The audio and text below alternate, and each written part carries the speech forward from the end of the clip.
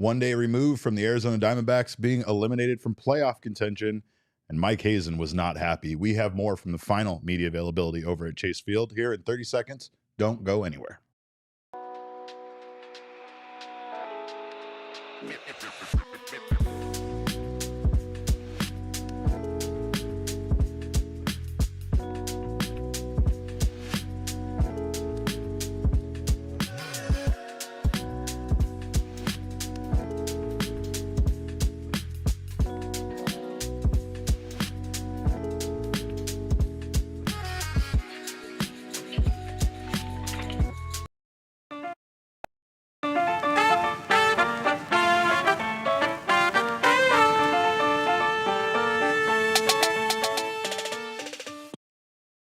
Well, ski and welcome into another edition of the PHNX D-Backs podcast right here on PHNX. My name is Derek Montilla, occasionally known as your mayor of PHNX. I'm joined by my pals, of course, Damon Dog next to me, and we got the one and only Thunderstick, Jesse Friedman here. This show is brought to you by our friends at Bet365. Go download the Bet365 app right now. Use our code of PHNX365 when you sign up.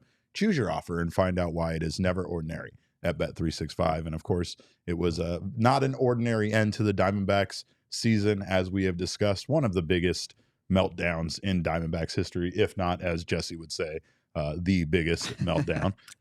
You can tell us whether you think it is the biggest collapse in D-backs history. Good point. Go over to our Twitter account at PHNX_D-backs, and you can cast your vote for whether it is 2024, 2018, or one that I think some people might have forgotten about. 2008 was also a year where the D-backs were in first place basically the entire season, and then the Dodgers sort of had their way with them at the end. So stay tuned for Jesse Friedman's content, and he'll let you know about all the times that you felt the worst in your entire life. Yeah, Jesse's an expert at making you feel even worse than you do after watching the Diamondbacks it's collapse. all part of the grieving process, Derek. you can't instantly try to be like more positive than people are actually ready to be. You have to like follow the emotional roller coaster with them. That's right. And I think you need to understand that.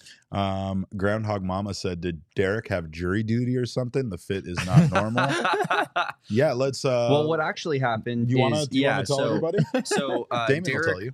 Derek group FaceTimes me and Jesse this morning, and he just wanted to make sure that he was sitting in front of a mirror, and he wanted to make sure that Jesse approved his outfit today. Yeah, after yesterday's debacle, right. where of course Jesse told Derek that he looked like a clown, essentially. Dressing up for his circus event. I'm pretty sure those are the words that Jesse used. Those your words, not mine. Like he was like, you forgot your wig and your nose, clown, is what I believe he said to me. Also, Tanner Van Newkirk, who is taking up as being a resident curmudgeon along with Thunderbolt, says Mike Hazen wasn't happy, or Hazen wasn't angry, is what Tanner says. That's funny, because we're going to talk about that, and I did not see Tanner in the press conference, but I can assure you, sitting a few feet away from Mike Hazen, that he definitely wasn't pleased. He definitely wasn't happy about what happened with this team, and obviously Mike Hazen is a big part of everything that involved this team. Something that, I mean, even a lot of people don't really seem to understand is Mike Hazen, the front office, is responsible for like the roster moves, right? So as much as they do get Torey's input, I know there's always a lot put on Torey about sending guys down and calling guys up and all of that. That's a Mike Hazen thing, you know, and it's also a Mike Hazen thing to, you know, add the free agents that the Diamondbacks did in this offseason. We'll talk about Ken Kendrick's comments and some more in regard to free agency. But first, we did want to talk about Hazen's comments in regards to what happened this season. And I think we should kick things off with his reaction to the Diamondbacks missing the postseason. Here's what Hazen had to say. Yeah, not great. Not great. We should be in Milwaukee, and we're not. And we play this game to play in the playoffs. We've talked a little bit about it. We're aware that we improved our win total by 5 year over year, and there's something there. But this is a fairly binary situation in my mind, which I know is not what everybody really wants to hear, but it is.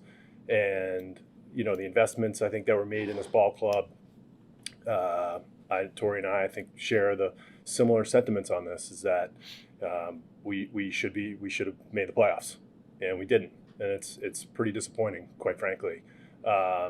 We played hard. We prepared. We played hard. We had a lot of really good moments. We had a lot of good individual moments. We had a lot of players take huge steps forward. Those are things that we're going to keep with us moving forward, and we'll turn the page on this. But pretty disappointed that take out yesterday. It is what it is. That we didn't determine our fate when we had the opportunity to do so prior to yesterday. That's it. That's the feeling. And I mean, we have more comments from Hazen, and he goes on to echo a lot of the sentiment that he kind of opened up with there at the beginning, but obviously not happy. And again, they had a lot of expectations all season long. We've talked about trying to manage those expectations, including even labeling them as something other than expectations. But they were there, and they were big after the Diamondbacks did what they did in the postseason last year. Yeah, I mean, that honestly, I like to hear that from Mike Hazen, because I that's kind of what my sentiment was yesterday.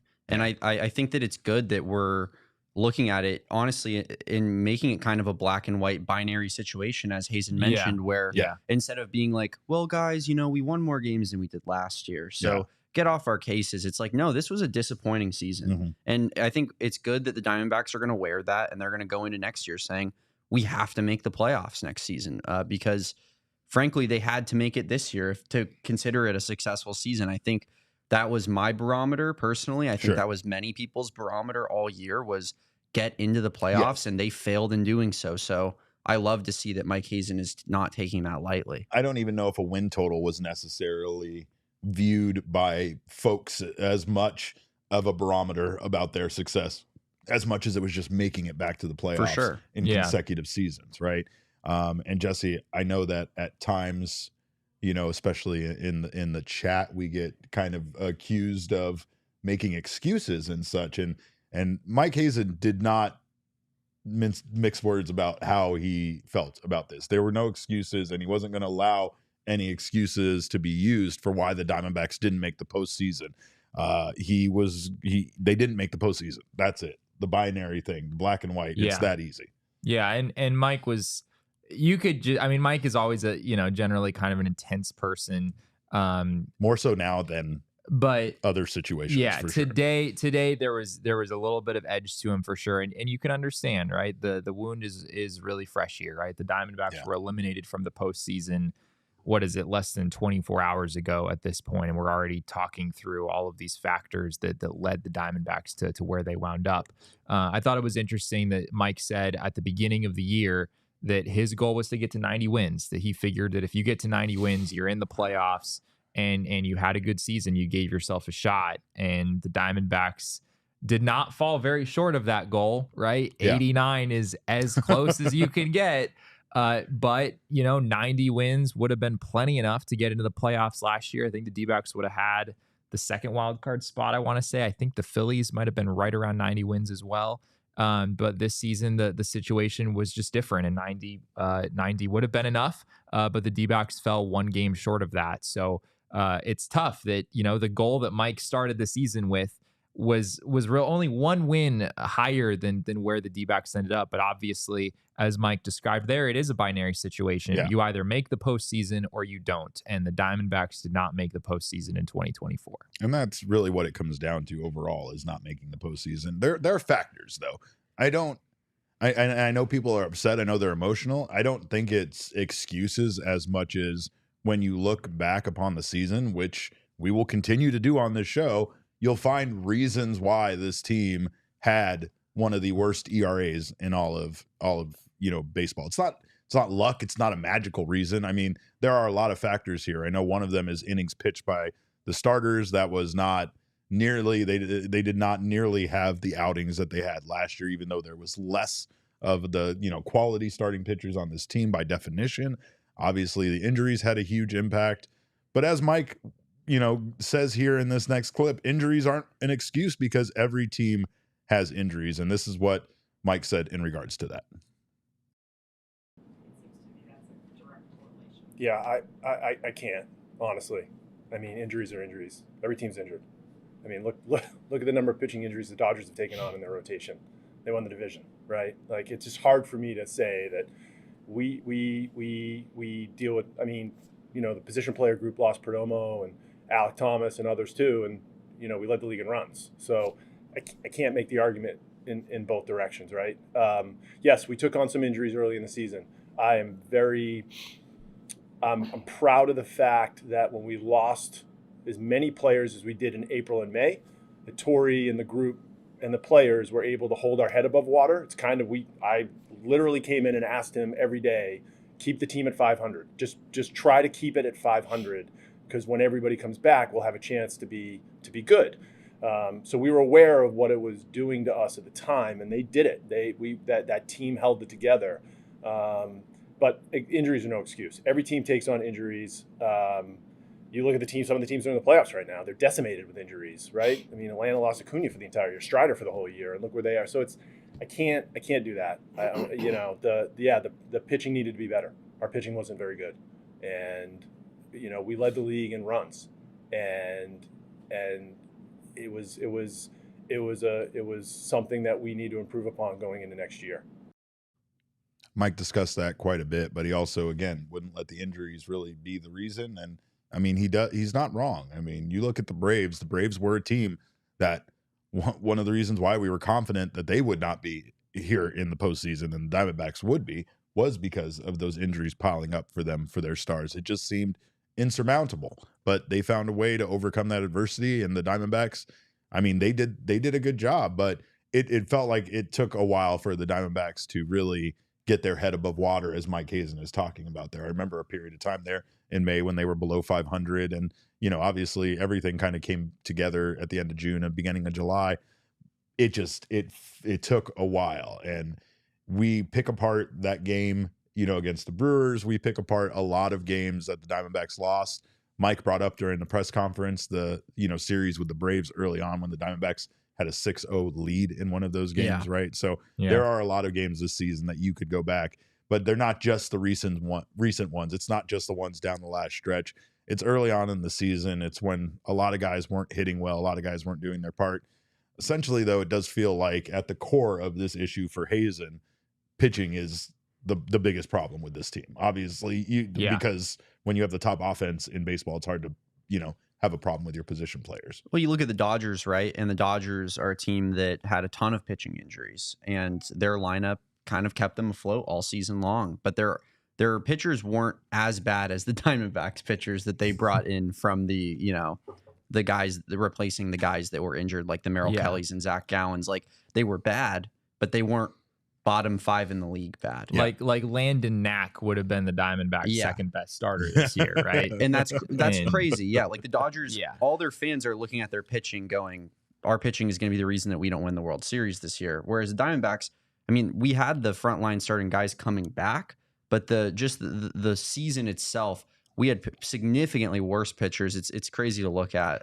But every team had injuries. The Braves, as you mentioned, had a ton of injuries. It kind of felt like when they were kind of, on that downturn in the middle of the season with all those injuries, that it was just like the Braves are cooked. There's no way the Braves find their way into the postseason, and they figured it out. They started playing hot baseball, and that's what this team didn't do. So, yeah, I think it was interesting hearing Mike try to sort of grapple with the pitching struggles this year. He was asked, like, how do you make sense of what happened with the pitching? On paper, this was a more talented group. And he kind of agreed with that and was like, I don't know. I don't know.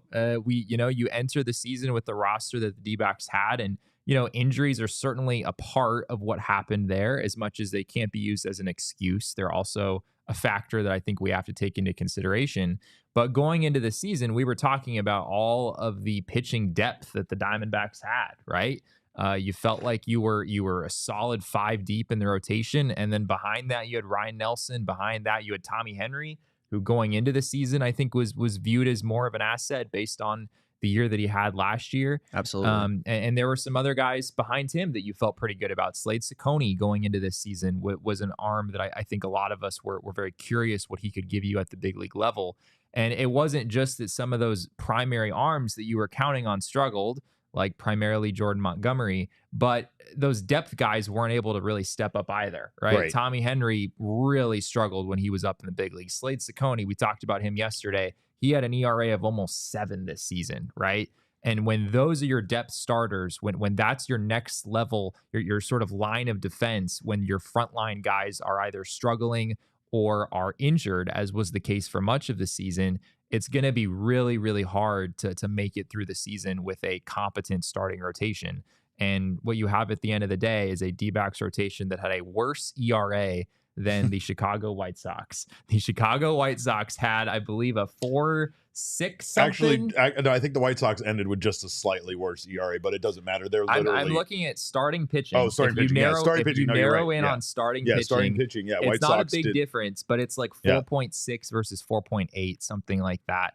And of course, you're comparing with arguably the worst team in modern baseball history. It doesn't matter if you're above them or below them, but to be in the same neighborhood as them. Helped by the fact, though, that Garrett Crochet is just going out there for like 3 innings a game and pitching 3 scoreless starting innings and then leaving the game after that. Yeah. And Eric Fetty was really good in the first half for the White Sox. So that's another reason that their hottest free agent number baseball is not as Yeah, that's right.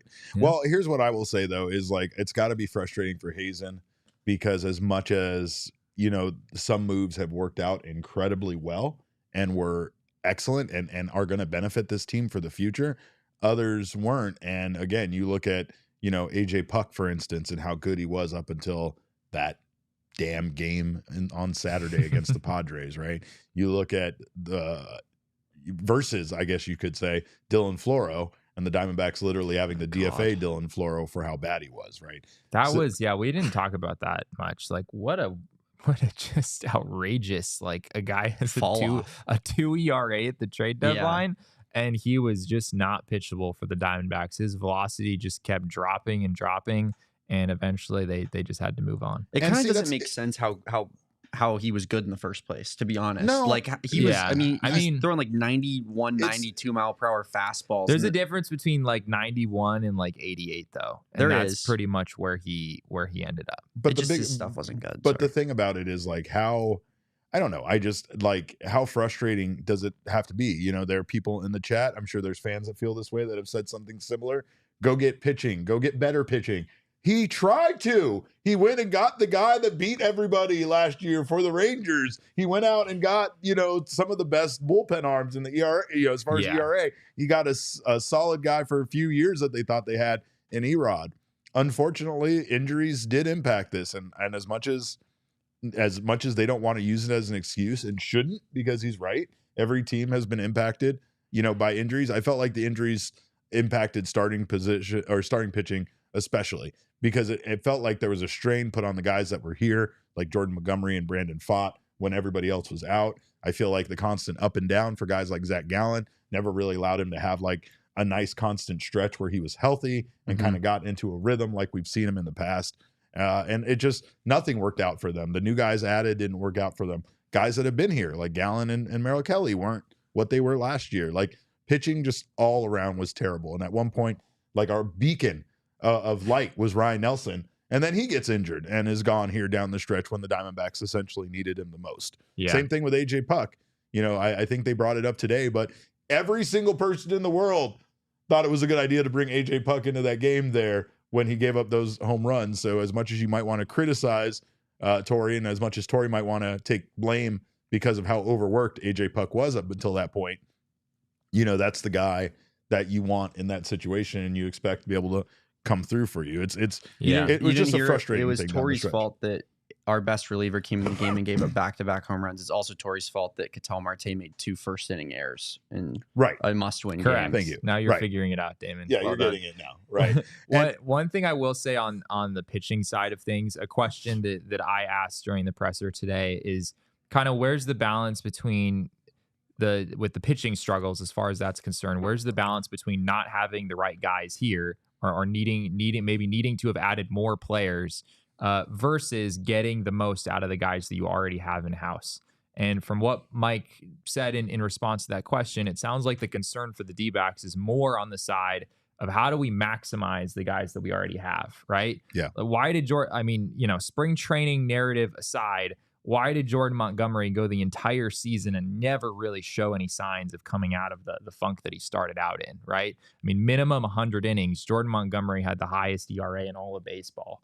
And you could, I mean, Eduardo Rodriguez, like, I do think the injuries are a factor there. There's maybe a period of time that you need in order to really look sharp. But it didn't look like he was really maximizing his skill set. I think Brandon Pfaadt is another interesting example of this, a guy whose peripheral numbers were actually quite strong this year. You know, you look at the FIP and the XFIP and all of those numbers, view him as a pitcher who should have had an ERA of about 3.5. And you look up at the end of the season and it's in the high 4s. He had one of the highest ERAs in baseball again, if you look at guys who threw 100 or more innings. So that's something that this organization, I think, has struggled with for a while, developing pitchers in-house, and then also maybe kind of maximizing what they get from pitchers that they bring in externally. Well, here is Mike Hazen discussing what went wrong, or at least what he felt went wrong, and why it was the pitching. I can't really make sense of it right now, to be honest with you. It's been the last month I've tried to make sense of it in my mind, in terms of evaluating what I rightly so got criticized for last year, going into the playoffs without a fourth starter, and now feeling like we had 6, and yet performing at a different level than when we had 3, honestly, or 4. And that, you know, when we made the move with Zach Davies, we did have 3, right? And we went into the playoffs with 3 starting pitchers. So I don't know. It's hard for me to wrap my arms around that right now. I feel like this was a veteran group of starting pitchers. We had some young kids take a few steps forward for sure, but I don't know where it went sideways. But it's obvious. Like there's no hiding where sort of everything kind of lines up on how we ranked in a lot of the ways that we played, and our pitching needed to be better.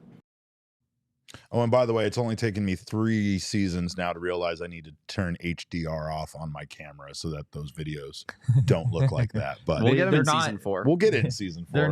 They're not that orange. Yeah, we promise. Life. Yeah, it wasn't that bright in the room. Mike and Torey are much healthier than they look. Yeah, they don't have jaundice. We can confirm that. All right, they've been really taking the playoff, not making the playoffs hard. Right, but I mean, I don't know. Mike Hazen makes some great points there. And again, that kind of shows his frustration and the fact that as much as it's hindsight is easy to sit here and say should have gotten better pitchers. Well, they did based on the numbers and based on what those guys had done last season. Yeah. Going out and acquiring the arms that they acquired, making this team better in the manner in which they did. It's just crazy to think that this team with 6 able-bodied, starting pitchers was worse than a team with 3 able-bodied pitchers, right, from last year. I think the biggest thing there is the able-bodied part, because you couldn't probably say that about this starting rotation for most of the year. And last year, Merrill especially was really healthy, gave this team a lot of innings, and that was what was missing. Yeah.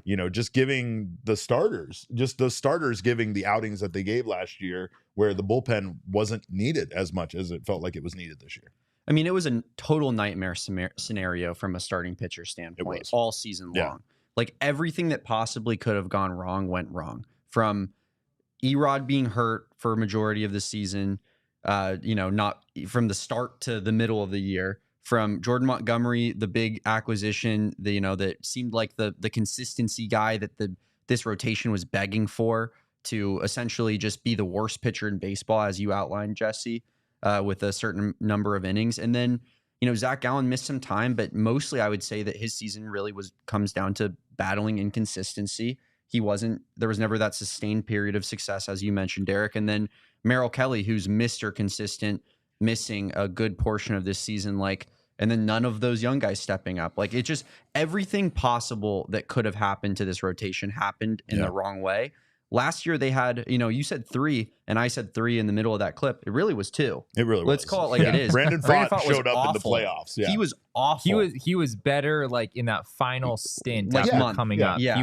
He had a 4 ERA from late July to the end of the season. But yes, going into the postseason, it wasn't we have a number 1, a number 2, and a number 3. Tommy Henry was the 3 last year. About number 4. Yeah, it was. After Zach Gallen and Merrill Kelly, the D-backs really had no source of stability at all on the starting pitching front. Really, only Ryan Nelson went right, it felt like, this season. Yeah, Ryan Nelson deserves a lot of credit. He does, and he should be penciled into the starting rotation going into next season. Like I don't think there's any excuse for not having him as one of the 5 guys, because he proved that he deserved it. And that's the one thing that like fills me with a lot of confidence from a pitching standpoint. It goes back to what Jesse was saying about just in general, like Hazen's comments that they don't really need, at least still in his mind, to go out and add more as much as they just need the guys to perform at the level that they know that they're capable of performing at, right? Is Jordan Montgomery cooked? Is his career over? Because you can't be a starting pitcher or even a relief pitcher in Major League Baseball with a +6 ERA, right? And again, that he's also he's currently the highest paid relief pitcher in all of baseball, just if you wanted to factor that in as well. But again, it's a matter of if they can get these guys healthy and get them back to, the players that they were when the Diamondbacks went out and acquired them. If that's the case, then hypothetically this team should be able to get, to be even better than they were this year, last year. But they're also going to lose some guys, and that's something that we're going to talk about here shortly. And we have more, of course, from Media Availability Day. We do thank you guys, of course, for being here in the PHNX Sports YouTube channel. If you haven't subscribed to the channel yet, make sure to do so now. Sign up for notifications. That way you don't miss whenever our shows go live. And hit that like button, HTL, for this guy. Hold the line, hit the like, and hold the line for, I guess, this team for next season. I don't know. That's gross. I don't want to do that. But just hit the like for my own personal self-esteem. If you're listening on the audio podcasting side, make sure you subscribe on your favorite audio podcasting app and leave us a review. Those 5-star reviews do mean the world to us. And like I said, we will talk a little bit more about the similarities between how the end of this season went compared to last season, and more on the Diamondbacks free agency, at least what we know for now, on the other side of this break. But first, got to tell you guys about Sanderson Ford. Sanderson Ford is proud to have, we are proud to have Sanderson Ford as our vehicle partner. And of course, you got to check out their 65-acre facility if you haven't done so already. We love the people at Sanderson Ford. They wanted us to remind you all about the importance of Al McCoy. The Suns yesterday making the announcement that Al McCoy, they'll have a patch for Al McCoy on their jerseys, which just feels like a great move. And we lost, one of our legends here in the Valley. So we will forever miss you, Al McCoy. And a thank you once again to Sanderson Ford for giving us that time to do so. And they have all sorts of wonderful deals for you to check out. So don't miss out on our friends at Sanderson Ford. You can get 0% for 36 months OAC from Ford Credit right now. See dealer for details, and Shazam. I've never wanted anything more than I want a Bronco. Oh, you and me both. Like nothing in the whole world. Both. There's a baby blue Ford Bronco Sport. I told Jesse that's like in the garage at Chase Field, and they park in the same parking space every single day. I don't know if it's an employee or if that car is just abandoned there, but I want it. I want it. That sounds I think that pretty they should incredible. give it to me. It feels like it just lives there. But also check out our friends at Bet365. Bet365 has 90 million users worldwide. There's 2 of them right here in front of you. We love Bet365 for pioneering live in-game betting. They offer the widest range of games and markets available for live in-game betting across 78 sports. And right now, new customers can choose between 2 offers when they open an account at Bet365.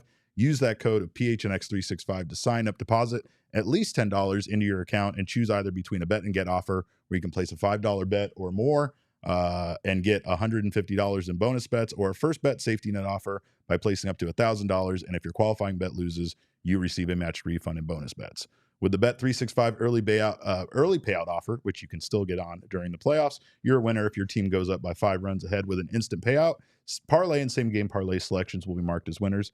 Download the Bet365 app and use that code of PHNX365 when you sign up. Choose your offer and find out why it is never ordinary at Bet365. Must be 21 or over and physically located in Arizona. If you or someone you know has a gambling problem and wants help, call 1-800-NEXT-STEP.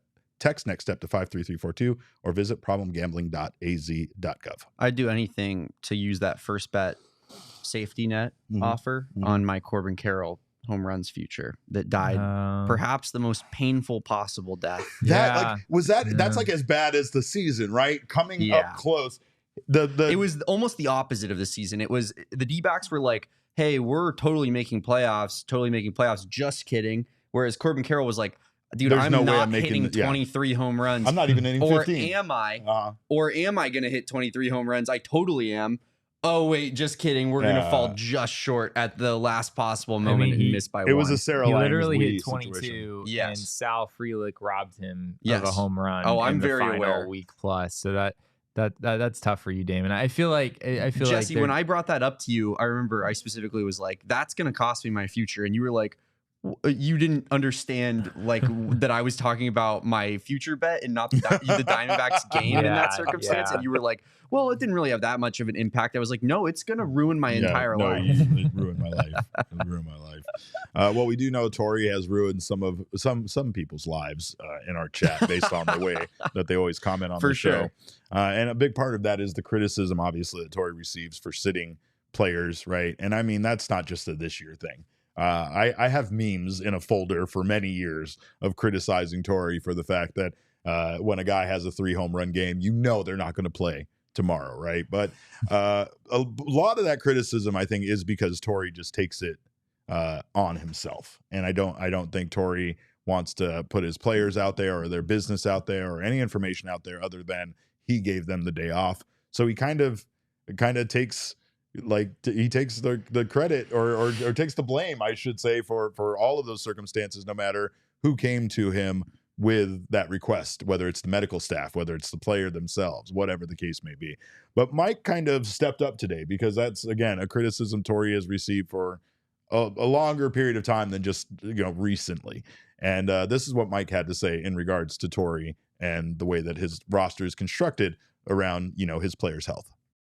I'd like to say something on this subject. I didn't get a chance to weigh in on this. I just want to say that, at some level, when the team and the players that you have, there has to be a trust that we trust them and understand them and listen to them. And there's a time where you push, right?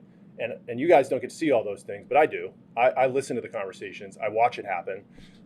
And that trust is, the concept of like making a guy go out and play or pushing a guy past and then we re-injuring him, like, which happened this year. Then the conversation turns in the other direction of like, how did we do that? We pushed him, and now he misses 2.5 weeks in September, right? Which is what happened. And he wanted to push, and we wanted to, and it just didn't work out. So I think there's a balance of all those things. He does as good a job as anyone I've ever been around of getting his players to buy into him and what he needs. And when he needs to tell them, I need it, they listen. And it's not, and when there's times where it's like, look, I can't, then the well, you have to isn't really, it's not an answer. It's just not an answer, because we'd all love to say that. We'd all love to be in the position of being like, well, I'm the boss and I'm going to tell you to go do it.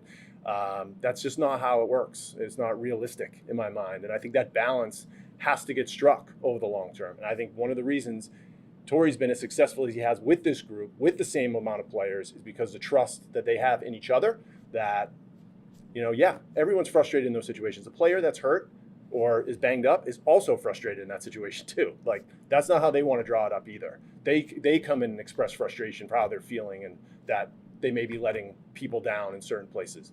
But it is what it is. We have to deal with what the reality of the situation is, and we have to be smart about it. It's would love to just make everybody, AJ Puck, go out and pitch 5 days in a row, and then he gives up a couple of bombs, and Torey's sitting here and be like, maybe I overused him. Well, everybody wanted AJ Puck in that situation in the game. These are some of the balances that we have to sort of weigh out. Just to follow up, Gabby. So rub some dirt on it isn't a real thing. Just rub some dirt on it and then go play baseball isn't a real, because I thought we just rubbed dirt on it. This whole conversation, I don't know if his name was ever mentioned. This whole conversation is about Ketel Marte, right? It's about Ketel coming back a little bit earlier than he was ready, frankly. And the Diamondbacks needing to put him on the injured list as a result and give him some time to be able to work back from that ankle injury. And even then, it was clear that he wasn't 100%. And there was that very controversial first game against the Giants where Torey did not have Ketel in his lineup. And of course, all of us are trying to understand why he didn't have Ketel in the lineup. And it wasn't a situation where Ketel, needed to go on the IL or, Torey even said on that day that maybe if this was the last day of the year, Ketel could push through and play.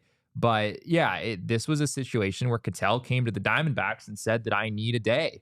And Mike is kind of explaining there just the reality of the situation behind the scenes where you can't look that guy in the face and be like, no, you're playing. Like, that's just not a thing that you can actually do. And I understand that, right? I mean, obviously I wasn't there for the conversation, but based on what's being described here, it's really hard to fault the Diamondbacks for going through with that. Well, and again, it's rushing them back due to need, rushing them back when they might not have been 100% in the first place. We saw Cattell take some, pinch hit at bats and fall down like a sack of bricks. Like, the man looked like his ankle was literally broken and had fallen off at one point during one of his at bats. So, I mean, it didn't look like he felt, ready to come back. And as we've heard since then, Cattell had requested, that time off. So again, Torey kind of gets the blame there in regards to, those players asking for those days off and things like that. And of course, not having his all-star in for one of the biggest games of the Diamondbacks entire season. Right. And again, you could tell today that Torey was very regretful. There was a lot that Torey was going to think about and process over, this offseason. And there is something to criticize there in regards to Torey, that two of the collapses that have occurred that we are talking about, in Jesse's article did happen under his watch. Right. And then you could also say that there were some similarities to how last season ended as well, where the Diamondbacks did make it in. But again, we were talking about them making it in due to not their own play, due to other teams losing and kind of backing their way in at the end of the season. Here's what Torey had to say in regards to the similarities between how the end of this season went to the end of last year. Yeah, they definitely overlapped. We were drawing some energy from that experience, knowing that we'd been through it. We didn't clinch until the Saturday before the end of the season last year with a Cincy loss, and we knew that it was going to be tight. We budgeted for those times. We talked about them. We've constantly been saying that one game is going to make a difference here, and that's how we prepare it from day one of spring training. So we used it as a reference point, but we were trying to block that out and go out and take care of today. Our mindset is just win today. That's it, plain and simple. I will say this: the game in Milwaukee, the Sunday in Milwaukee, that was a painful loss. That was that's the one we all go back to when Cam asked me the question, what are some of the things I think about when I am thinking externally. That's one that I think about, and I think everybody else does too. So coming back home from Milwaukee on that day, I was very curious to see how this team would respond, and we had a couple days where I think we were hungover. So that's something I wish we had cycled through and got through from the experience that we had last year. But I think something happened to this team from that game. That's my gut feel. He confirmed something we felt, right? We talked about that. We were like, this team is not the same. They were broken by losing that 8-run lead in Milwaukee. And I mean, you could potentially say that about other stretches throughout this season. In fact, going back to a series that very much impacted, the Diamondbacks and the way that this, obviously this tiebreaker situation played out, that series against the Braves early on seemed to kind of wreck them. They had big leads. They were actually playing pretty good baseball during that stretch. And that I think it was the Braves swept that series, and it felt like it completely deflated the Diamondbacks in the moment, even though early on they obviously weren't playing the baseball that they were playing, over the last couple of months. Yeah, it's tough because I think Torey is the type of guy where he's always going to take some accountability, right? When it comes to a collapse like this, he's never going to point at his players and be like, well, it was this guy's fault and this guy's fault. Like he's going to look internally. But the people that are so anti-Torey are going to take that and be like, see, even he agrees that it's all his fault. Yeah. And you're like, well, no, that's actually just good leadership. And that's why the players want to play for Torey. In reality, I mentioned it yesterday on the show, Torey didn't have a great season. I think he isn't blameless. There are moments where you could point to here and there where it's like, yeah, if Torey did this differently, maybe we make playoffs, because it was a one-game reason that we missed playoffs. So you could do that with basically everybody on this entire team. You can do that with a lot of managers around baseball too. I mean, look at Skip Schumacher being no manager is right all the time. After winning the NL Manager of the Year last year, right? So, but you're right. And I mean, I think what people want to see, I think what Mike Hazen gives them in this is fire and anger. And like Yeah. Torey is privately angry. And I Yeah. think that we are privy to the way that Torey acts sometimes with the players that we don't get to see. I think Torey at times, some of the criticism he gets for his demeanor is based on the fact that he tries to present a very even-keeled, positive demeanor at the podium, even though that's not how he's acting privately all the time with the players. He's also just that guy. Like, he's just also not a leader who leads with anger. He's a leader, and he'll be the first to tell you that leads with love. And people in sports might not like that. People might not feel like that's the right kind of direction. However, when it's a team like this, a franchise like this that builds their players from the minor league system, and that's going to be such a critical part of how they build this team probably forever. It's good to have a manager there that gets the most out of young guys when they come up, because of the fact that he's willing to embrace them as family and show them that love when they come up. I think that's why young guys are so successful with this team when they get called up. Another note on the injury front that came out today, which was very interesting, is that apparently Kevin Ginkel broke a bone. Oh, yeah. And we never knew about it. And Like, we never knew about we it. We kind of knew, but then what was wild was, you remember this game where Kevin Ginkel got hit with a comebacker, right? And we were this was June 1st, I believe, in New York. Against who, Jesse? Against the Mets, once again. Yeah. Unreal. Public enemy Unreal. number It all one. comes Oh, back my to God. the Mets, doesn't it? Yeah, it breaks. 98 miles an hour off the bat of Brandon Nimmo, I believe. Hit him in his shin and caused a small fracture that Kevin Ginkel just played through. He just played through a small fracture that they couldn't really do anything with because of where it was fractured, right? Like, he couldn't be put in a cast. He didn't miss time with IL. What's wild about that, though, is we joked that getting hit in the shin caused Kevin Ginkel to get that fire back, because next thing you know, he was pitching really well. And he was pitching really well with like a broken shin. Yeah, that's actually a great point. So this happened on June 1st. So he didn't pitch on the 2nd or the 3rd, but he did pitch again on the 4th at home against the Giants.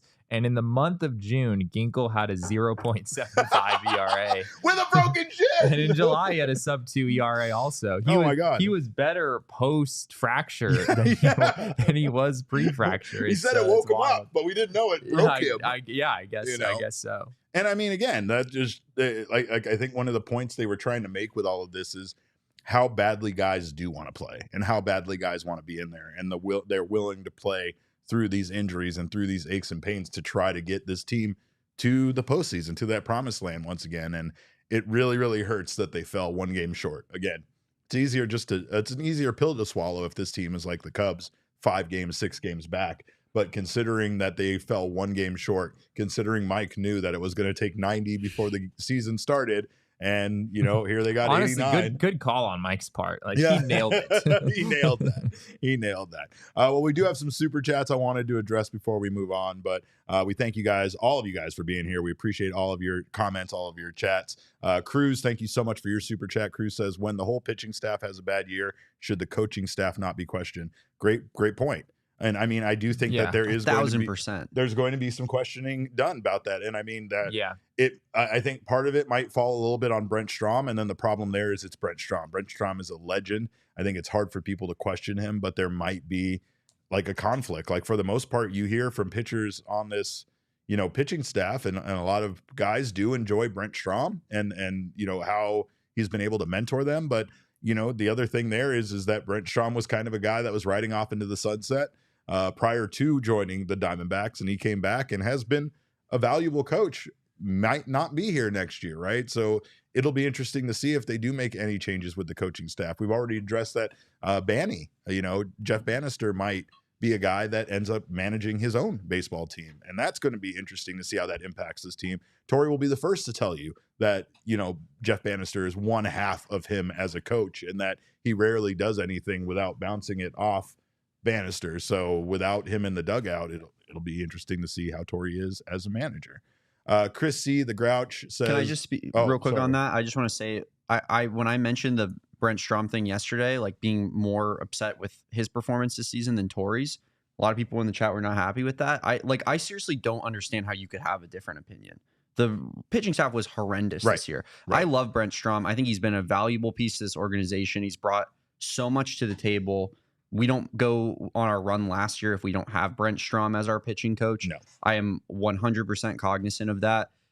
That being said, like he's not at all blameless. He shares a huge portion of the blame for what's gone on wrong with the pitching this year. And the pitching factually is the reason that this season got derailed. Yeah. So like, I don't see how you could not be upset with Brent Strom and That's a good point. the performance of the entire pitching staff. That's what's odd is like a manager's job is kind of to delegate, but when and you he really Torey shares blame for that. he too. does he Yeah. does. But when you take it a level beyond that, right? There might be other coaches to blame within the organization, or maybe not to blame. Maybe you just want to try something new and go in a different direction and might not want to technically blame it on them, but with the results, it's hard, to look at a staff that was 27th in ERA as a whole and not think that there's something wrong there on a bigger level than it just being Jordan Montgomery was bad and these guys were injured, right? Because that doesn't really add up, right? Chris C. the Grouch says, were you able to speak with Strom this week? Not really. I mean, I know Jesse, you had a conversation this week. too. No. Yeah. I mean, I did speak to Brent Strom for a while, a couple weeks ago in Colorado. I don't know if we want to go down that rabbit hole. We'll save that for another day for sure. Okay. But yeah, we'll have more in regards to Brent Strom and the pitching staff. But Chris, we thank you for your other super chat. Thank you for your kind words. He says, thank you guys for covering the season. You guys are some of the reasons why the vibes were immaculate. It was a fun ride until the last week. Excited for next year. Cheers to another year of Diamondbacks baseball. Chris, I'm going to have to take the Grouch thing away from you because that was entirely too nice of a comment. We need you to stay a little more on brand than that, Chris. Yeah. Come on. We need the fire, Chris. Mark, thank you for your super chat. He says, I'm begging on my knees for the D-backs to go get a lefty starter who can throw 95 miles per hour. So are we. Need some gas to get some Ks. Thank you for your shows, guys. Thank you, Mark. Appreciate you. Sean, thank you so much for your super chat. He said, I came to Peace last night and gave a Padres show a super chat wishing them luck. A Padres troll was in here yesterday, and I had to right the world by reverse trolling. Anyway, thanks again to the PHNX crew in this chat. That's a very kind move, Sean. And honestly, I mean, I know we get trolls from every team, but I'll say the Padres fans are kind of the least of my worries when it comes to trolling. They don't seem to have they're not as mean-spirited as let's say the Phillies fans who this guy's going to come for this week. I have not had many interactions with Padres fans personally, but when I've heard other reporters talk about Padres fans, they do not speak positively. They describe them as being some of the most brutal people out there. So they're very arrogant for how little success they've had. There you go. That's right there. The problem with Padres fans. You hit the nail on the head. Eagle Knight 815 says the Gink hockey player status playing with a broken bone for sure. Certified tough there for the Gink. So thank you for your super chat. Thank you guys all once again for your comments. And of course, we know that we have some more comments from this press conference today that was a little uncomfortable, but should have been, right? I mean, considering the way that this season went, considering how this season ended, I understand things being a little uncomfortable. And of course, one of the stories that has come out over the last 24 hours was Ken Kendrick's comments about Jordan Montgomery kind of taking some blame, saying that he pushed for this team. I have the quote right here. Oh, please go ahead. Give us the quote, Jesse. Ken Kendrick was on, I believe it was Burns and Gambo yesterday after the Diamondbacks were officially eliminated. Yeah. Around 5 p.m. And his words, and I quote, talking about the Jordan Montgomery contract, I pushed for it. They agreed to it. It wasn't in our game plan when he was signed right at the end of spring training. And looking back in hindsight, it was a horrible decision to have invested that money in a guy that performed as poorly as he did. It's our biggest mistake this season from a talent standpoint, and I'm the perpetrator of that. Those are the words of Ken Kendrick. What are we doing here with that? What is the point of this comment? Very bold thing to say, given that Jordan Montgomery has a player option. This is not a player who you've already paid off and is gone at this point. Correct. It's crazy. This isn't a comment about Paul Sewald or Christian Walker or Jock or Randall Grichuk. This is a guy, are they trying to strategically make him feel That's- unwelcome so that he doesn't pick up that player option? That's what I it feels guess. like, right? I don't. I mean, I don't think that's going to work. But No! but $23 million. I got some great advice today from Mr. Cam Cox at Channel 12, and he told me, don't ever turn down $23 million. And I think that's solid advice, especially considering you're talking about one single year of your life. Interestingly enough, though, Mike Hazen wasn't having none of it. As the GM, he takes responsibility once again. And here's what he had to say about Ken Kendrick's comments taking the blame for Jordan Montgomery. Look, yeah. Look, there's two things I want to say to that. Number one is ideas come from everywhere, and I am ultimately responsible to say no to a lot of things or yes to a lot of things. He presents me with ideas and options sometimes, and Derek does, and Ken does, and Fitz does, and Amiel does, and we kick around a lot of things. And ultimately, it's my job to make decisions for this organization, and I believe he trusts in some of the decisions and almost all the decisions that we make. And that was a group process, and I understand why we made that decision at the time. And I believe that Jordan Montgomery is going to have a better year next year. And I think for whatever myriad of factors went into this year, and it ended up the way it didn't work out. It didn't work out. But I also think next year is going to look a lot different.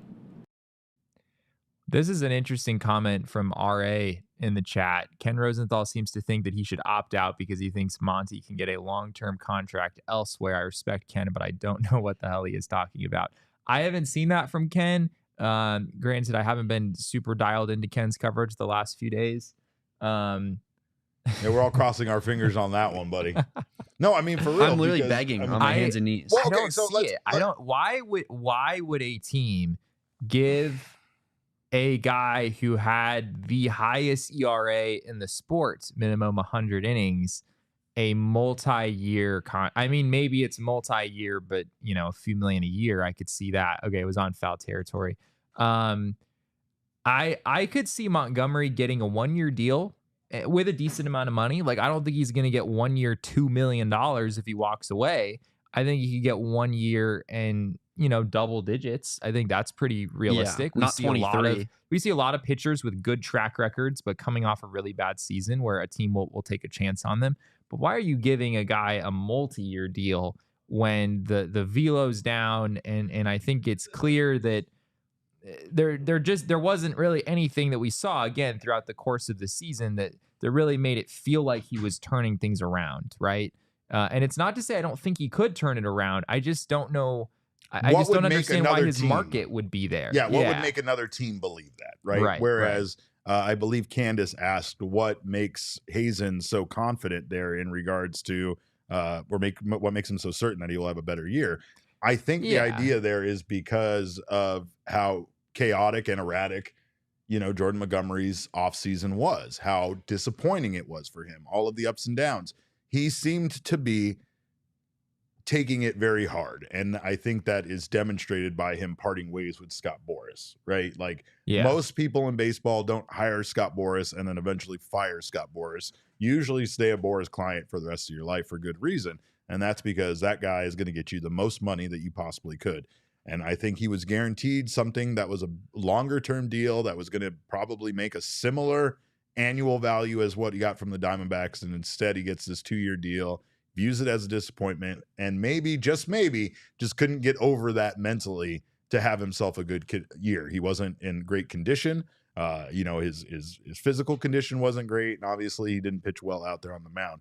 I think the idea there is that when you have a proven track record as a starting pitcher, and then you can kind of address maybe that they're just having an off, sloppy kind of year, that maybe next year with them being back in their normal, in their normal kind of routine and having a normal offseason where they actually start spring training with a team, have a normal spring training, and come into the regular season ready for the year, that he could be a better pitcher. Also, it's a contract year for him. So if he ever wants to see another dime in baseball and wants to make the level of money that he was hoping to, he has to. I mean, this isn't just something he needs to come out and do for the Diamondbacks or to prove people wrong. He needs to literally do it for himself if he ever wants another one of those double-digit contracts that Jesse is referencing. I just don't see that being the case next year. And maybe you could get like 10 million, 15 million, but it's not going to be close to the money that the Diamondbacks are already contractually obligated to pay him next year, should he pick up that player option. I also think that Mike is just,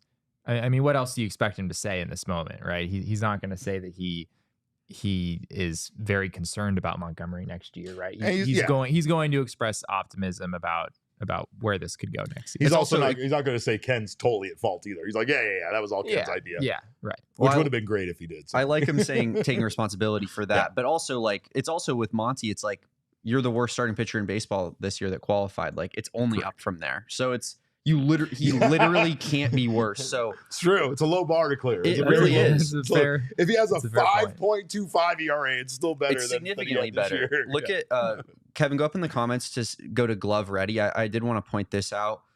He says it's a media psychological trick to trick Monty into thinking he can get another contract. Get on board, guys. I think that's true. We have to do our part as members of this beat to just keep throwing out there. He can get 50 million easily somewhere else. Teams are so desperate for starting pitchers this offseason. Like, there's no way he couldn't sign a 3-year, $55 million contract out there for somebody else. For an ace? Yeah, absolutely. It would be malpractice on Jordan Montgomery's new agent's part to not opt out of the contract and see what he can get on the open market. It really would. He's right. I'm not against that. You guys are bad people. Am I good at this already? You're great at this. You're a bad person. Fantastic at this. All right, I just needed this backup. Jesse, I'm going to need you to get on this level pretty soon here. Well, because we got free agency coming up, right? And that's something that we all have to focus on. And the Diamondbacks especially have to focus on. Mike Hazen talked about free agents, including the ones that probably won't be here next year. This is what he had to say.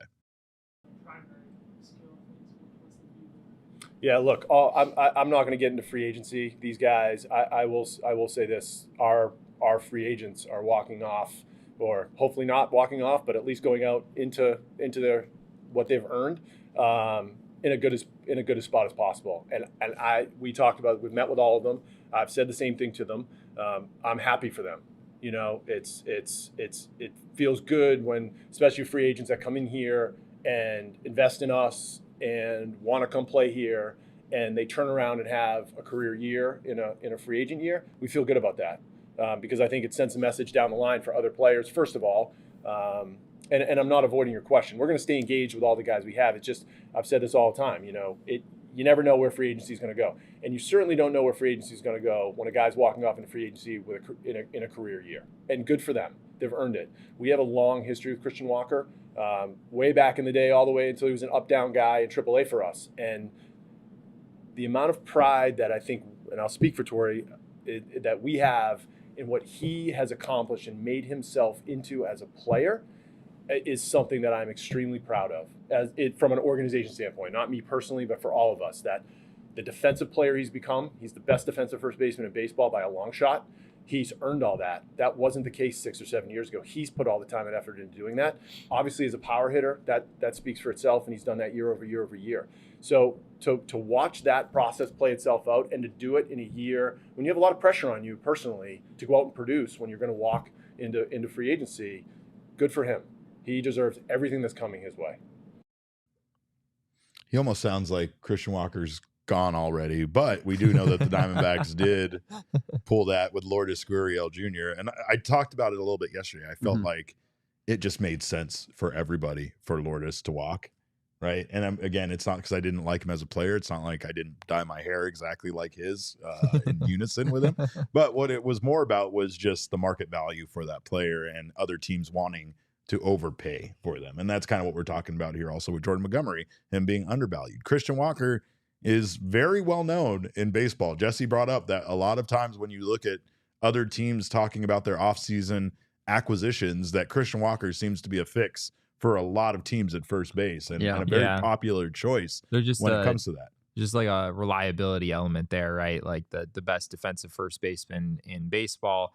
And this year's OPS plus was 121. Last year was 122. The year before that it was 125.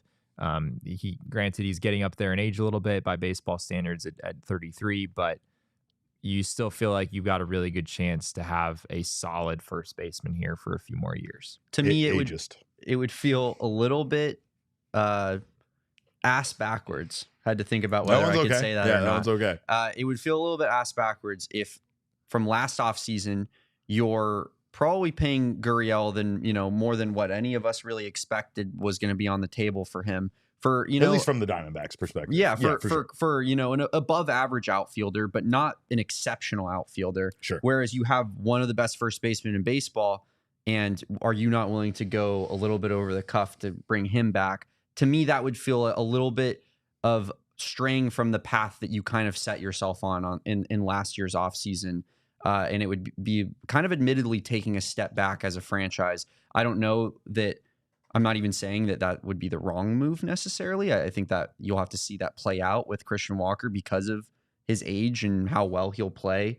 Yeah, moving forward, but it's not a zero risk for situation. sure. Absolutely not. But it also would be letting a 30 homer guy with an OPS plus of 120 consistently walk straight out the door without, you know, necessarily a great contingency plan, unless you're just the world's biggest Pavin Smith fan. Well, we are the home of the world's biggest Pavin Smith fans. We are. You know that. But I think it goes beyond that. I think this is a choice for Christian Walker. I think Christian Walker has no idea what his value is. And if he re-signed with the Diamondbacks, he would continue to not truly know what his value is, because you don't know until another team is offering you a contract. I think that this is good for him to go out. And I do think that there is maybe based on his comments yesterday, maybe a little desire for him to return to this team. He sounded a little nostalgic. He talked about this being, you know, the only place he's ever known, and having best friends in the clubhouse and all of that stuff.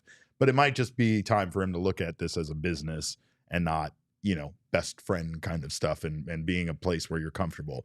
Christian is going to get paid, and he's going to get paid a big amount. It's going to be the last contract, most likely, long-term contract of his career, you know, multi-year at least deal. The first and the last. The first and the last, right. So, I mean, again, it's something for him that is important to, at the very least, see what other teams out there are offering. And for the Diamondbacks, it's their chance to evaluate if he's worth matching that price. I have a feeling if they do, there's a good chance he would want to come back here, similar to what we heard about Lourdes Gurriel Jr., who did want to return to the Arizona Diamondbacks. But free agency in its nature is inherently, you're not necessarily getting the best deals. That's kind of how it works in sports. Like you're oftentimes paying a little bit more than their value because of the scarcity of these types of players. There's not going to be, 10 first basemen that provide Gold Glove defense, leadership, and 30 home runs a season out there. So it's like he's probably going to get paid more than, you know, what his market value might be. But it's about whether the Diamondbacks are willing to continue to do that necessarily to try to, you know, keep this contending status. If you're willing to negotiate on a contract extension, you're already being like, here, I'm willing to leave some money on the table, right? Yeah. I don't get a million emails a week basically saying things are limited edition deals, limited time things, if they weren't trying to create that sense of urgency. And that's what free agency does for teams. It creates a sense of urgency that you're not going to be able to sign that player, and you're willing to maybe pony up that offer that you're not normally willing to otherwise. The Diamondbacks might be in that position to match an offer, or maybe even offer Christian more than another team is to bring him back. I will say real quick on Christian that I think he's a pretty good qualifying offer candidate, where the Diamondbacks could extend. People who don't know the qualifying offer, it's a 1 year. We don't know exactly what it will be. MLB Trade Rumors has it estimated to be $21.2 million. So you offer Christian Walker a 1 year, $21.2 million contract, which I think the D-backs would be willing to do. It's not a total guarantee. That is a decent amount of money. Yeah. Even though it's just for one season, there is a chance that he could accept. I wouldn't expect it, but I think it is possible in his case. But it would put the D-backs in position to get draft pick compensation were he to go elsewhere. Which would also bring his value down a little bit. Other teams are not going to be willing to pay as much money for him if they have to give up some sort of draft pick compensation to get him. So don't know that that's going to happen for sure, but that's something that I would definitely be on the lookout for. I think they have to do that. The way that you just line that out there, like if it's going to suppress potentially the long-term contract that another team might offer him, I don't think that there's any realm where they shouldn't be offering that, because $21 million for Christian Walker, while it's, you know, not necessarily his APY value, it's not also that egregious. No, It's it's pretty close to what I would expect him to get on average per year. It's just over like a 3-year deal. Maybe I'd expect like 18 million a year as opposed to 21. But yeah, it's in that range. It's not like you're paying $10 million more for him for just one season. Right, but the $18 million contract, that's going to probably require a 3-year deal. And yeah, I like don't 3 know and if at 50, this point, 3 and 54. Something yeah, like that. I don't know if the Diamondbacks really want to commit to Christian Walker for a 3-year deal, but it would be worth Are you it. saying you don't think that 36-year-olds can play? You're the one getting on me, Derek, for all the so-called ageist comments all the time. I'm so. ageist. Yeah, well, I know you admit are. it. Yeah, you called me your dad at work the other day, and that made me throw up in my mouth. So anyway, we'll get more. We got some more about Christian Walker. We're not done talking about Walk, and of course the things we heard today. We'll be back to those on the other side of this break. But first, make sure to stop by Circle K. It is America's thirst stop. It is the best place for you to, I guess, cool off on a day like this, or maybe after watching the Arizona Diamondbacks blow this lead that they had to get into the playoffs. Head over to the beer cave and get yourself some beer. If you join the Inner Circle for free right now by downloading the Circle K app, you will save on all sorts of stuff, including get yourself 5 Polar Pops for free. Your first 5 Polar Pops are free as a member of the Inner Circle. Terms and conditions apply at participating locations. Visit CircleK.com for details. You also save 25 cents per gallon on your first 5 fill-ups. So it's free. You get on it now, and of course, save some money. It's America's thirst stop. Go give yourself a drink. I know we're all a little thirsty right now. And speaking of the heat, speaking of the sun being awful and terrible and trying to kill you, if you live in Arizona, you need yourself a pair of solid sunglasses, and that includes even during the winter, if you want to call what we have in December around here winter. And that is where our friends at Shady Rays come in. You can get ready for any time of the year with quality shades built to last from our friends at Shady Rays.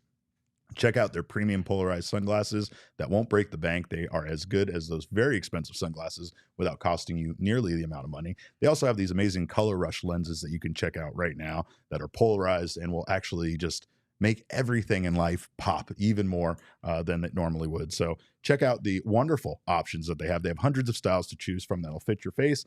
And of course, if you get yourself a pair online and you don't absolutely love them, you can return them for free within 30 days, or you can get a brand new pair. Shady Rays has your back long after you purchase. They also have the craziest lost and broken replacement plan in all of eyewear, where they tell us if you lose or break your Shady Rays, even on day one, they will send you a brand new pair. No questions asked. Exclusively for our listeners, Shady Rays is giving out their best deal of the season. Head to shadyrays.com and use code PHNX for 35% off polarized sunglasses. Try for yourself the shades rated 5 stars by over 300,000 people. Can't wait for our new Shady I Rays shipment. know. I was just going to say that. I've literally been counting the days down until we get our new ones. And then I look forward to inevitably losing my pair in the first week and then hitting back up Shady Rays and saying, hey, I lost my sunglasses. Would you guys mind sending me a new pair? And then them saying, absolutely. That's literally what this company is founded on. This is what we are built on. Yeah. Right? I actually wanted to ask you guys this because someone put it in the chat, and also I've been seeing it on Twitter a little bit. Did Mike Hazen talk about Paul Sewald today in the press conference? He did, but he didn't really talk about necessarily bringing Paul Sewald back. I think that they were asked about the closer situation headed into the playoffs. Well, correct? no, just if it was better basically to have a closer and then to go with what Torey was going with down the stretch. And Mike Hazen's comments about that were just in regards to last year. Sewald, as much as people want to remember Sewald for the blown saves and for how bad things were in June, Paul Sewald was very good for this team up until that point and was a main factor as to why they made the playoffs last year. People don't want to give him credit for that. When they had a closer that they knew was in that closer role, Mike commented that it just set everything up before that so well. And that was really what allowed them to have that success down the stretch. And I think that's what allowed guys like Andrew Saalfrank and Ryan Thompson to be so effective last year. This year, it was kind of back to that same chaotic, bullpen energy of not knowing if you were going to be called on in the 9th inning. I know in a conversation we had with Joe Mantiply that Joe Mantiply told us how much that stability of having, Paul Sewald there at the end helped all of those guys know what their role was. And he did admit there was some confusion last season when you would come down as to what you would be doing that night. Yeah, I mean, the Diamondbacks bullpen was so much better with Sewald than without him, right? I mean, say what you will about whether he deserved to be in that role, and I think it's obvious why the D-backs made the decision that they did. I'm not saying that was a bad decision. I think it was sort of what they had to do, but there was a lot of bullpen instability even after the D-backs made that decision, right? I mean, Justin Martinez didn't do a terrible job in that role, but calling him a stabilizing presence, I don't know if that's really how I would describe it, right?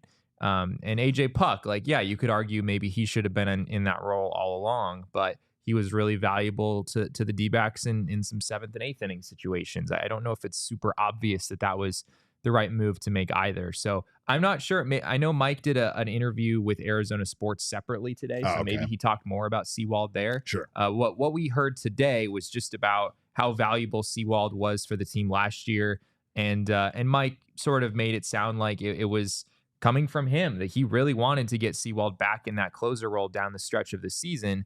And obviously we never saw it. Sewald wasn't able to get in the kind of rhythm needed to get back into that role.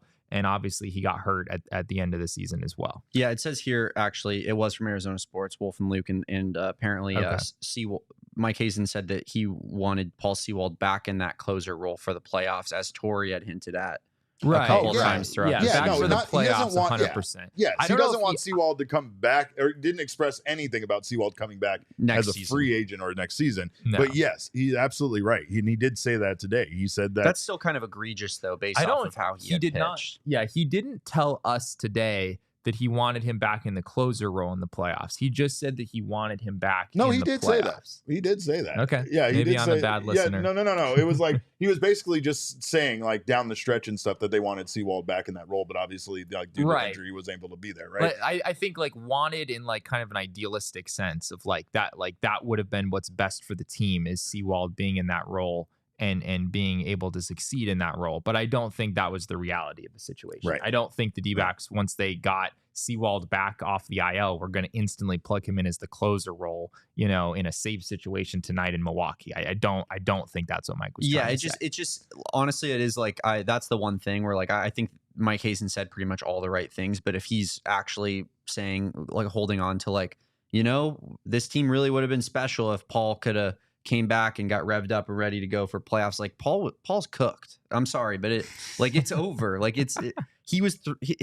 velocity went way down. He was throwing batting practice. It didn't go way down. I mean, it did drop. Wasn't he throwing in the 80s at one point in this season? He didn't already throw it very fast. But he never threw particularly hard. Yeah. Let me get some numbers. What is wild about Paul Sewald, which I will say that it's just something funny to me that now, considering the results and the way this season went, I think back upon, is during spring training and even at times during last season, Paul Sewald almost joked that exactly what 2 pitches he's going to throw, and that there's not going to be a lot of surprises with what he's doing. And it feels like, that eventually caught up to him, is kind of what it feels like. But usually the thing about Paul Sewald is location, right? Location, his ability to put it in a place where you're most likely going to ground out softly and not do much damage with it. He's pitching to contact at times, and he's just not being very deceptive as much as,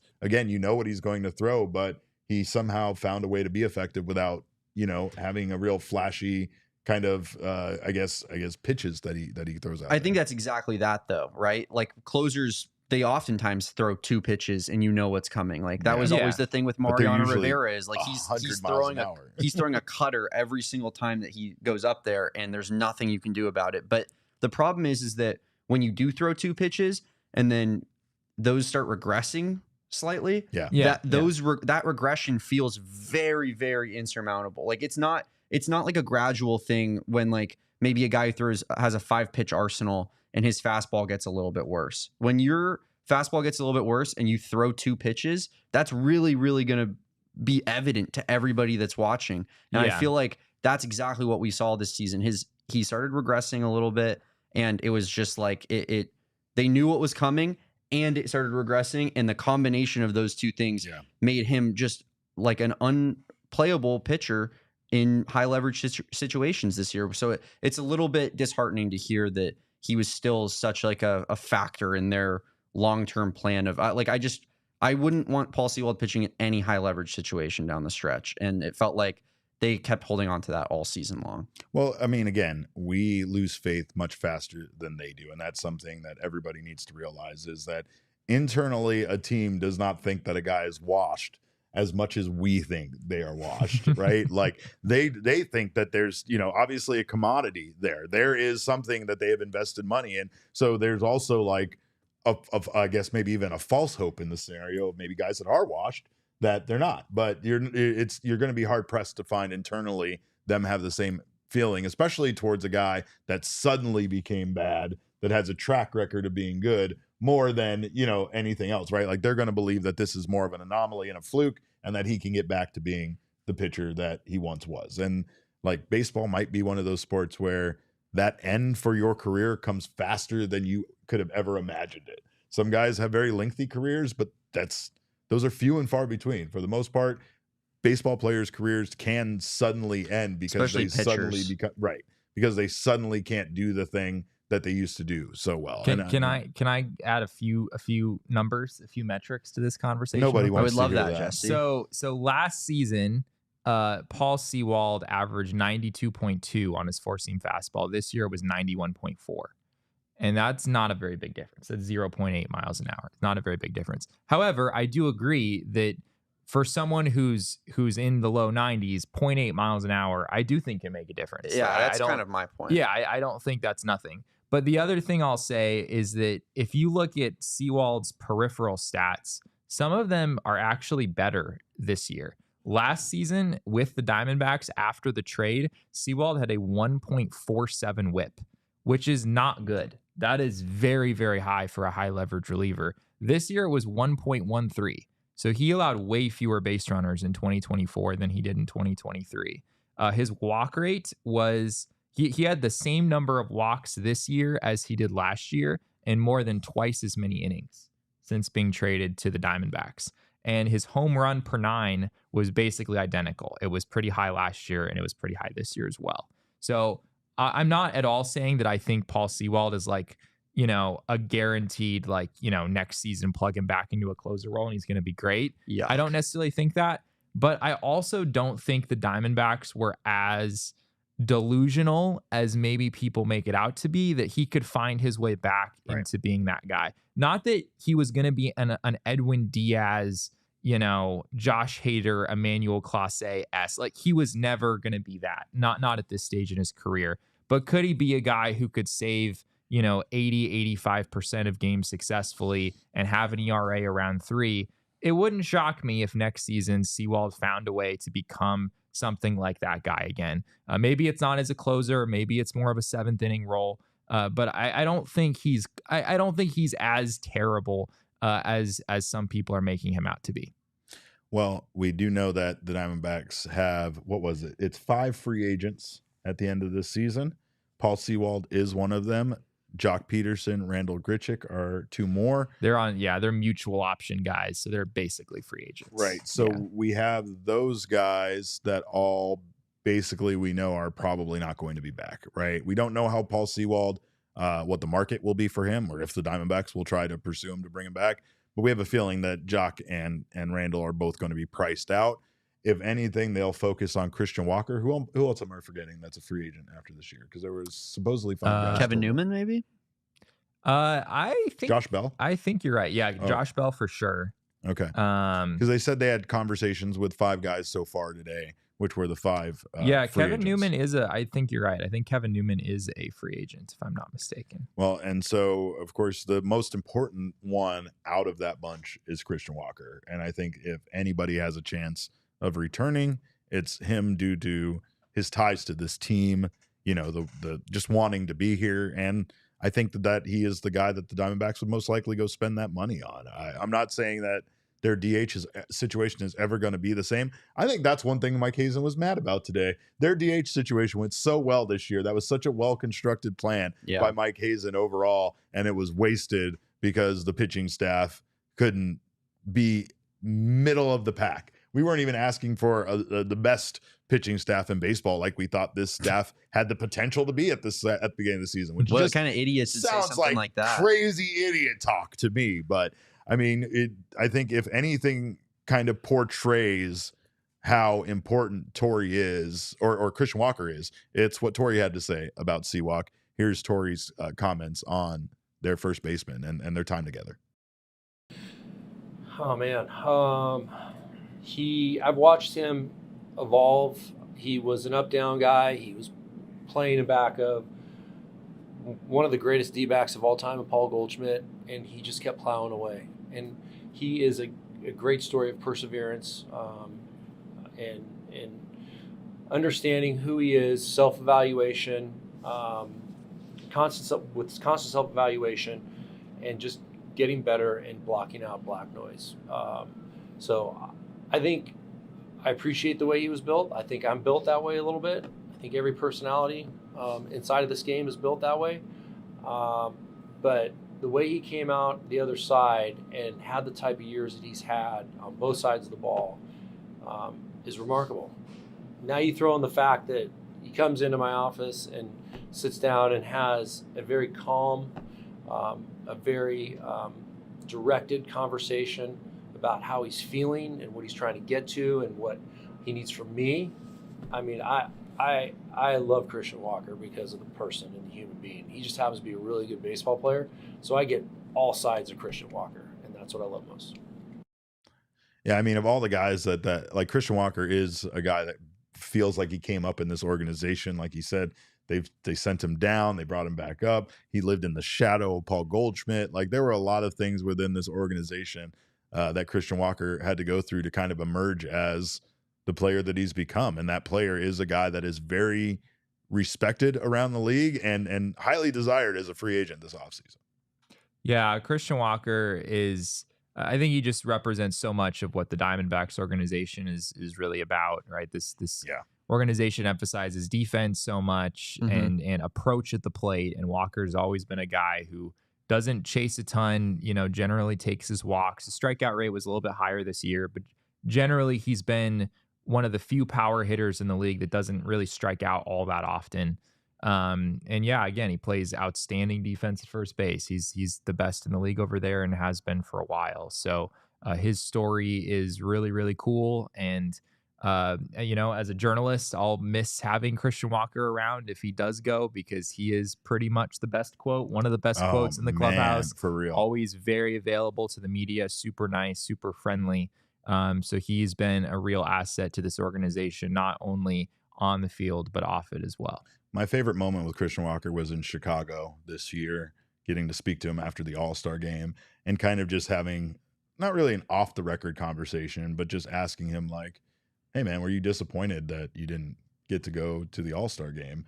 And he had just such a down-to-earth, real human being answer of like, oh, man, I just really enjoyed the time off. It was good to get away and spend time with my friends and my family and stuff like that. And that's what kind of Walker has been as a player for this team. Very humble, very, a very down-to-earth, blue-collar kind of guy, works hard, plays baseball, the Diamondbacks way, right? Which is, like Jesse said, playing, error-free baseball, being your best defensively. And honestly, I think there was a period of time where he was like our biggest slugger, right? So it's like, it's just hard to lose that out of your lineup.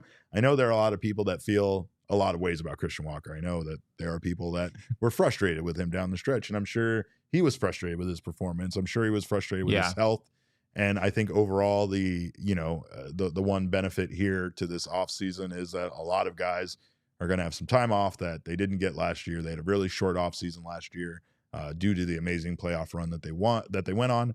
And now hopefully guys can get right and be ready for next year. That sucks though. It sucks already talking about next year. It sucked to hear them talk about next year today. And it sucked for them talking about next year. Them, yeah. Like they blatantly said they weren't ready to move on yet. Like they weren't ready to put the anger of what just happened to them beside yet. The flush it thing, right? They shouldn't for a while. We hear that all year long, the flush it thing. And you're right, they shouldn't. And they shouldn't be flushed. This should be one that you wear. This should be one that you look in the mirror and think about at least one of those games that you could have won every single day, and just have it kind of, maybe form a little fire in you for next season, Well, it felt like Cattell last offseason, at least to me. Like D-backs made it to the World Series, and he was like, I want that back. And he came back like on fire, right? Like, we saw him training in the Dominican Republic and posting videos and stuff, right? It felt like that was kind of, what went down in that situation. And I hope the whole Diamondbacks team treats this season and how it ended exactly like that. Like, just unacceptable to miss the playoffs, and like it worked that much harder in the offseason to make it next year. Yeah. Well, how are the D-backs going to ever win a game at Dodger Stadium again if they don't without Christian Walker? I don't know. I mean, they've got 2 dingers minimum penciled in like every single time they go there. So and that's also a big gap to fill. I don't know. Like, how hard would it be as the Dodgers, as an organization, for you to not be tempted to get rid of Freddie Freeman and bring Christian Walker in? He'd hit 175 home runs in that ballpark. That's an outrageous take, but I like it. He gets it. He gets it. Yeah. I know. All right. Well, we thank you guys, of course, so much for being here. Make sure to hit that like button. That little character is going to be back tomorrow. We'll be joined by Archie Bradley in studio tomorrow, so make sure to join us for that. We are very interested to get his take on how things went down and how he feels about the Diamondbacks missing the postseason. But until then, you can follow us all on Twitter. I am at Cap_caveman with a K. Jesse is at Jesse N. Friedman. The man in the middle here is at Damon Dog. I don't know. Are we still Damon's dogs when he's here? No, we're not Damon's dogs anymore. Because you know what we are now? We're Kev's crew is what we are. We're part of Kev's crew. You can follow Kev at Kev Tom THOM. I get down with that. You down with Kev's crew? Well, I mean, except well, his, I don't want to be part of his fantasy football team. We're not barking. I don't know what we do. We'll figure something out. But of course, like I said, Kev Tom writes. That's THOM writes WRITES. Our show's at PHNX_DBacks, but all roads do lead to at PHNX_sports on Twitter, Instagram, and Facebook. We appreciate you guys for being baseball fans. We thank you so much for rooting for the Diamondbacks, and we will see you tomorrow at 1 p.m. Until then, have a wonderful evening. And remember, kids, baseball is fun, but it's so much more fun when you get a little angry after not making the postseason. We all silly like the mayor.